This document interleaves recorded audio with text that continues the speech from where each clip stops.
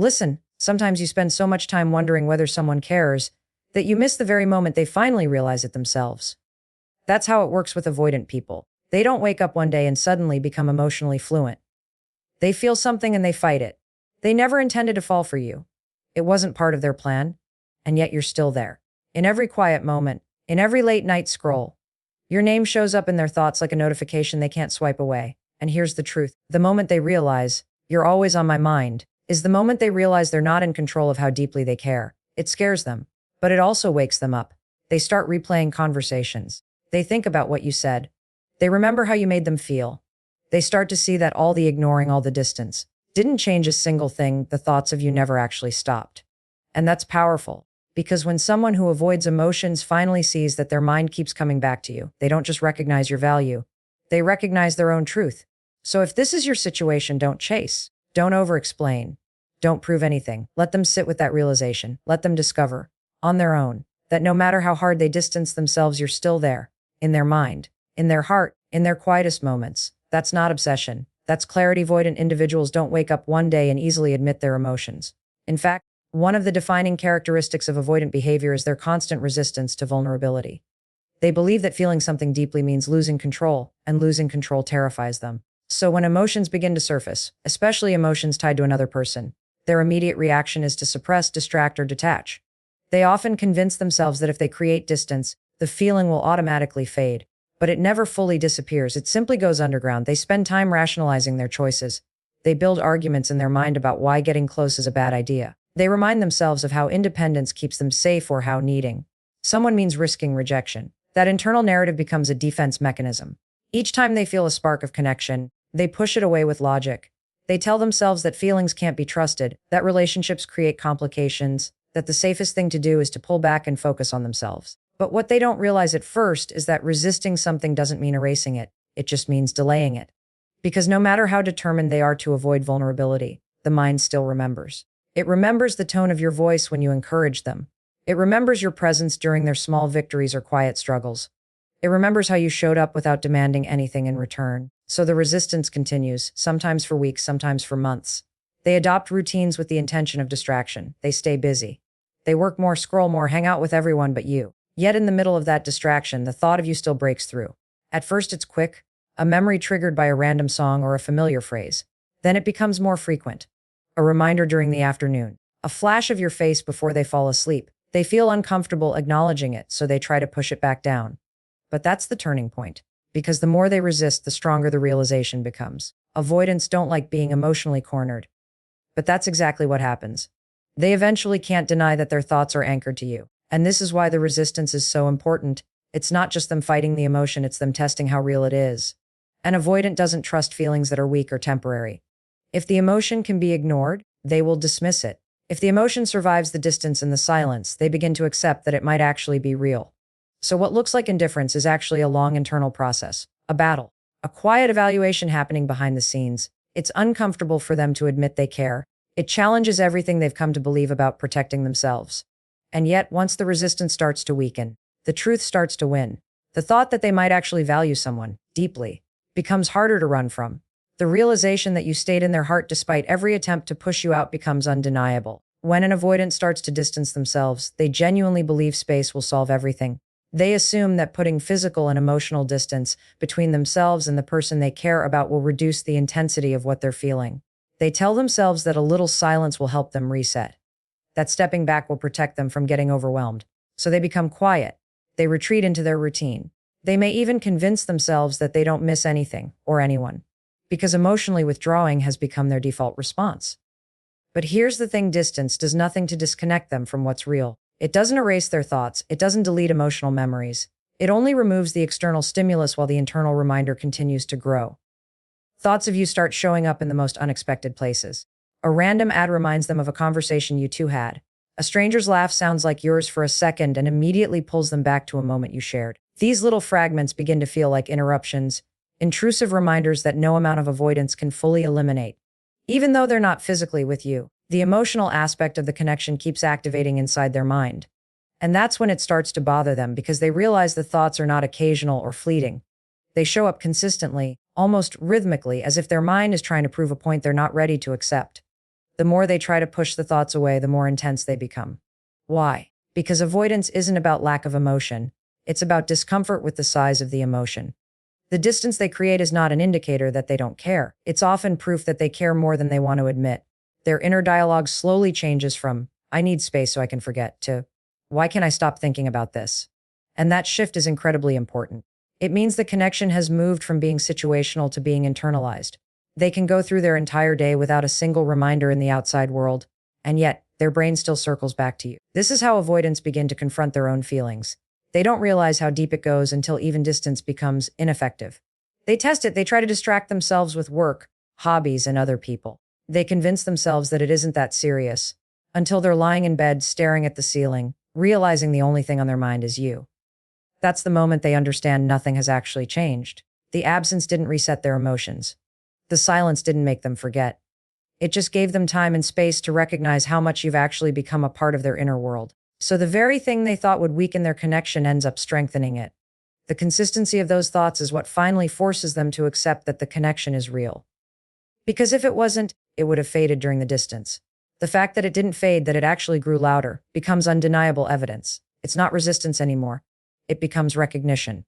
And that recognition changes everything. When an avoidant realizes you're always on their mind, something very personal and almost unsettling begins to happen inside them. They lose control of the story they've been telling themselves. Up until that point, they've maintained a very specific narrative designed to protect them from emotional exposure. They keep repeating that they're better off alone, that attachment makes people weak, that the safest way to move through life is to keep their heart detached. It's not just a belief, it's a system. It's the way they make sense of the world and keep themselves emotionally protected. But when they can no longer deny that their thoughts keep returning to you, that system starts to malfunction. The narrative no longer matches their internal experience, and that creates a deep internal conflict. They may try to deny it at first.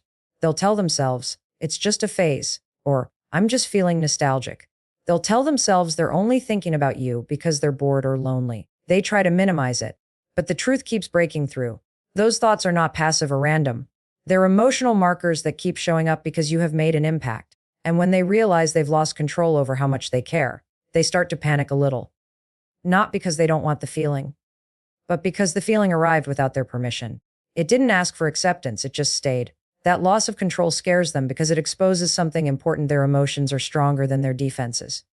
They can't use logic to push the feeling away. They can't use distance to iron it out. The connection passed all those tests. And now they're left facing the part of themselves that still longs for closeness even after all the walls they built. Suddenly, the narrative, I don't need anyone, or I can handle everything on my own, starts to feel weak. It starts to fall apart under the pressure of something that feels honest and undeniable. The mind may argue, but the heart keeps insisting. This clash between heart and mind creates noticeable shifts in their behavior. They may become quieter than usual or appear distracted. They may go back through old messages or replay certain memories. They may even look for confirmation that the connection wasn't one-sided. All of this is their way of trying to reconcile the fact that their emotional truth has finally overpowered their controlled narrative. This isn't something they planned, which is exactly why it's so significant. People who avoid intimacy rarely allow themselves to feel anything fully. So when they do, it's because it's too powerful to ignore. And that's when their internal story starts to change. Instead of trying to convince themselves that feelings are dangerous, they start to see that avoiding them doesn't protect them. It just postpones what's already inside. They realize they cared long before they fully accepted it. They realize that losing control isn't a sign of weakness. It's proof of how much the connection actually matters. And for the first time, they begin to understand that the very thing they feared, emotional depth, might actually be something worth embracing. When someone with avoidant tendencies begins to realize how much you actually mean to them, their first instinct is still to pull back. Not because they don't value you, but because sitting with all of these emotions feels unfamiliar. And unfamiliar equals unsafe in their internal world. This is why it's so important as not to push or chase in that moment. They already feel overwhelmed by the intensity of their own feelings. If they sense pressure from the outside, even if it's coming from a place of love, they will interpret it as a threat to their emotional stability. The more you try to force them to articulate what they're feeling, the more likely they are to shut down completely. What many people don't realize is that avoidants need internal space to process their emotions. It's not that they don't want to feel. It's that they don't know how to feel in real time with someone else present. They need time to internally translate what they are experiencing. So when you refrain from chasing, you're not being passive. You're creating a safe environment for them to let the realization fully land. When you stay grounded and calm, you send a signal that says, This is safe. You can take your time. And that, ironically, is what draws them closer. If you were to push for answers or constantly chase a reaction, their self-protection mechanisms would immediately reactivate. They'd start building walls again, not because they've stopped thinking about you, but because pressure feels like danger to them. Remember, this is someone who has spent a long time believing that getting close equals getting hurt. Anytime they feel forced, they will revert back to distance, even if the thing they're running from is their own desire to be close. That's why restraint becomes so powerful in this dynamic. It gives them the space to move toward you voluntarily, which is the only way the connection can become sustainable. By not chasing, you essentially allow them to sit with the discomfort of their own realization. They begin to feel the gap between where their heart is pulling them and the distance they've created. That gap becomes more obvious the more you remain calm and centered. It acts like a mirror, showing them what they actually feel and what they might lose if they keep running. That internal realization is far more impactful than any argument you could make or any reassurance you could offer. It's not about convincing them with words. It's about letting the truth become unavoidable. And slowly, the fear begins to shift into curiosity. They start asking themselves different questions. What if it's okay to care this much? What if this person isn't going to abandon me? The longer they sit with those thoughts on their own, the more they begin to dismantle their old belief that closeness is dangerous. They become more open, less defensive, more willing to communicate, but only because they reach that conclusion internally. That is why not chasing isn't a sign of giving up. It's an act of emotional strength. It creates the space for them to move from resistance to acceptance. By choice, not by pressure. When an avoidant finally accepts that you've remained in their thoughts despite all the distance and silence, something begins to shift in how they perceive you. And, more importantly, how they perceive the connection itself. Up until that realization, they've convinced themselves that you're like everyone else who eventually fades away. In their mind, people come and go. Interest fades. Consistency is temporary. This belief allows them to stay detached because they assume the connection isn't built to last. But when time passes and they realize that their feelings haven't weakened, that their thoughts haven't stopped circling back to you, they start to reassess everything. They begin to understand that your presence has been stable, not because you pushed, but because the connection has genuine emotional weight. That's the moment they stop looking at you as just someone they care about and start seeing you as someone truly significant. They realize you didn't disappear when they pulled back. You didn't punish them during their moments of silence. You didn't demand attention or validation. Instead, you stayed grounded. You stayed real. Your consistency wasn't loud. It was steady. That steadiness becomes undeniable proof that this is not just another temporary emotional high. They begin to respect the fact that even while they were wrestling with their own fears, you never tried to control them, change them, or force them to speed up their emotional process. You gave them something extraordinarily rare: space with stability. That level of consideration doesn't go unnoticed. Avoidants may seem emotionally detached on the surface, but they're extremely observant underneath.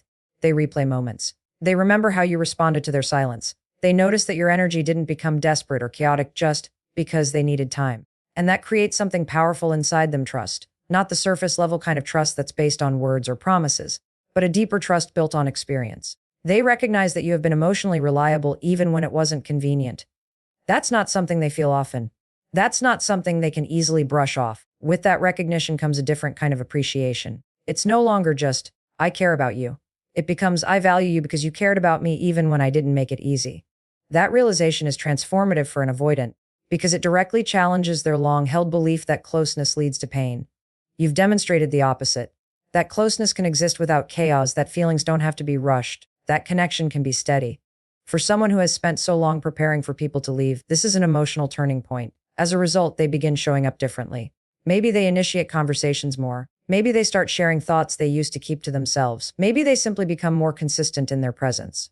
Whatever the expression looks like, it stems from the same place: a newfound respect and appreciation for your emotional consistency. The realization that their feelings survive distance makes them value your presence more, because now they understand just how rare and meaningful it actually is. And so after everything that's been said, remember this: when someone who's spent their whole life running from connection finally admits, even silently, that you've been on their mind all along, it's not just a moment of realization for them. It's a quiet acknowledgement of the value you've brought into their life. Thank you for taking the time to listen and reflect. I appreciate your openness and hope these words give you the strength to trust your own worth and let patience do its work.